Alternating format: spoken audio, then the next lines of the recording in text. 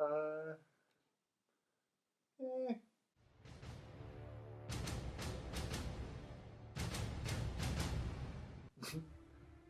um, I kind of liked it, I suppose. What can I say?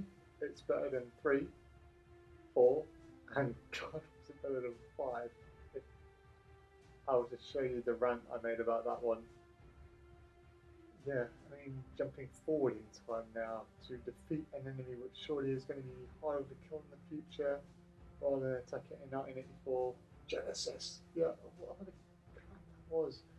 And just because you've got more money doesn't mean you need to go and blow the whole bloody thing out of proportion with overcut CGI. That was the problem that we had with 3, 4, and 5, wasn't it? Because we didn't need it. Terminator 1, oh, what a film. That was great. I still watched it a million times. I know every single piece of dialogue backwards. Terminator 2, oh, one of the best action films of my life. And still, what a great concept. Anyway, I just want to talk about this sequel. Okay, I know that the biggest thing that's going on YouTube at the moment, and everywhere else, is that oh, it's bombing hard, it's losing all these millions of dollars. Ah! Well, look at the budget that Terminator One and Terminator Two has. Proof: you do not need copious, stupid amounts of money to make a good film, do you? Look at the budget Aliens had, for example, what was it, $20 million or something? Still not legendary. That's a cheap budget by today's standards in Hollywood, and it still retains its value even today, doesn't it? And what was the budget for the latest Terminator film? $185 million or something? Did you need that much? Let's see what the most expensive things were in that film. The thing with the planes, some of the CGI which people hated anyway. Um, Overall, though, was it as bad as the other sequels? No, it wasn't. Actually, it should have been the Terminator 3, possibly, and then cut the hell out of there. Everybody was thinking, oh, Terminator 3 is going to be good as 2. It wasn't. It was trash. It was awful. I didn't like the acting. I didn't like the silly jokes they put in it. 4, what the hell is this? It's a new concept. Fair play to you, but it looked like another bad sequel of Transformers. Um, then you had the Genesis thing, which was just kind of, well, you ruined the twist in your trailer, you morons. And also, why are we bringing in this girl from the Game of Thrones thing? Why are we bringing in this muscle-bound guy as Kyle Reese? Names like the Terminator, like Alien, for example, I mean, they're not films anymore, they become brands. So Hollywood sees these things as like a can of Pepsi or Coca-Cola or Fanta. Not so much about the story anymore. It's just that it's a convenient product that makes money. So who cares what goes into it now because people trust the brand. That's it. That's our weakness as fans. And you should see what people are doing in the video games market now. You know, putting all these monetization schemes in. You know, to try and cash in on big names. It's a shame. Anyway, right. Let's talk about it. Acting. Linda Hamilton. Oh, she was one of my heroes back then, as for many of us who enjoyed the originals. Great piece. Um, Something unexpected happens with Edward Furlong. That's the aging effect. Really good. I thought that was fantastic, and that was an unlikely outcome I could have predicted. But either way, it gives Linda a new way to play Sarah Connor, pissed off and full of vengeance. I thought that was pretty cool. At that moment, the reintroduced score where she sees Arnold's T800 again for the first time, just as she saw him in T2, where she's like, "Oh my God, no! Run the other way! Get out of there!" And I thought, wasn't the score perfect when it came in at that moment? That was great.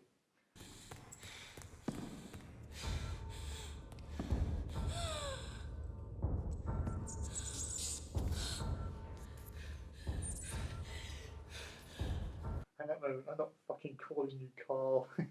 That was good. The jokes were played down, but they were still funny. So that was important for me. Mackenzie Davis, I think this is the first film I've seen her in. Yeah, not bad. At least different from the last film. They gave them a reason to have this person be different for what they are. I don't want to talk about spoilers in case I piss someone off. Um, but I thought, yeah, I can invest in that. That's no problem. What I didn't know if I liked or not was just like Star Wars. We've now lost the Empire. It is now the New Order. But why should that exist? Because the Death Star was destroyed, and now you've got no going up. You've got this other thing now which has taken its place. Therefore, it allows the writer to facilitate the existence of new machines and new tactics and new ways of thinking. Because Terminators, we have come to understand them as fans as no bullshit, just get on with the mission. You don't need little quick lines or quips in between. But because it's oriented around this new kind of bad guy infrastructure, you can have these machines reawakened, reimagined to deliver lines that allow them to blend in a bit more believably with tiny little quips of sarcasm or whatever. Uh, the CGI, the second I saw this, what was it called, a Rev 9, jump in the factory up this bit of scaffolding to go after the actress, what was her name? Natalia Reyes, something like that, who I thought was okay.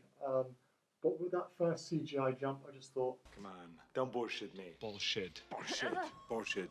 Bullshit. Bullshit. You sells It's all bullshit.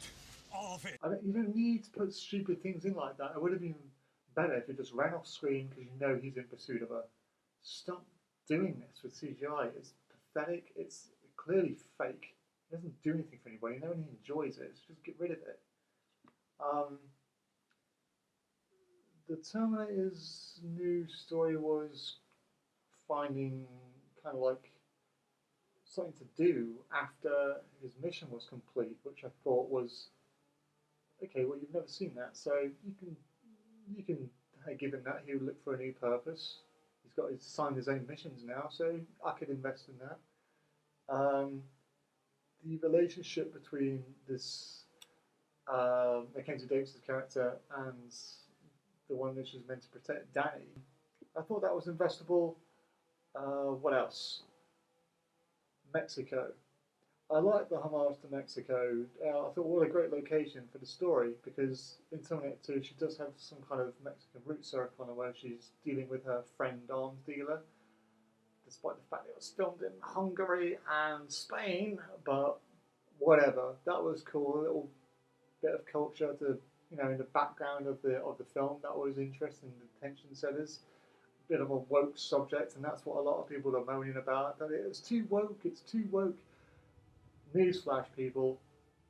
If you don't address modern terms in Hollywood nowadays or films of some description, people, it's not going to make as much money. But yeah, films for the sake of just being films, I do get it. I do understand. But that's what is happening now. So, I thought the action could do a little bit of the CGI crap. I thought some of them were quite overblown and annoying. But on the whole, as a fan, it's never going to be as good as the first one or two. So I went into the theatre expecting that it's going to be shit. I barely even managed to pry the courage out of myself to go and spend money at a theatre to go and see this because of how ripped off I felt the last of the times it's happened. I felt like a complete mug. But I'm kind of glad I did. I did enjoy it. And about the flop losing money, you're not watching Hollywood lose money or whatever. You're watching a film. Okay, so I'm not here to talk about how much money it's losing. I would definitely guess that if this had been the Terminator 3 years ago, people would have seen a better sequel overall than they would have seen over the past, 28 years? So it wouldn't have bombed as bad because it just came out 28 years late. And I think that's the real reason why. So I would say go out there, give it a chance. And if you're a fan, don't go in with the expectation it's going to be as good as 1 and 2. It won't be. We all know it. And it does give the world, some new direction. People say, oh, it's a rip-off of Terminator 2.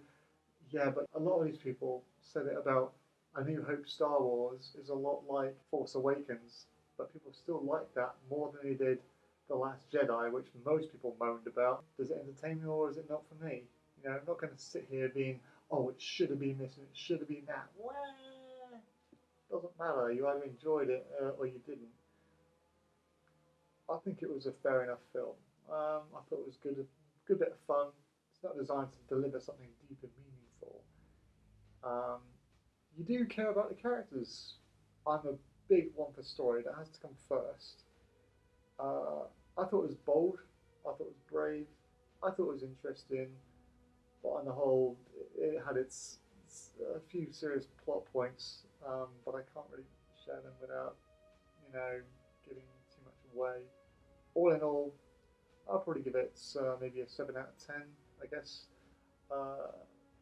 Yeah, but for the love of God, please stop making these things, Hollywood. Get someone else who's got a new idea, please. Then you won't bring all the bullshit that comes with it. It's just the simplest thing to do. Anyway, that's it. Did I enjoy it? Yeah. Did I feel like it was worth the money? Suppose so. Is it going to be upsetting a lot of fans? Half and half. Should they do any more after this? Hell no. Okay. That's it. So, that's my thoughts.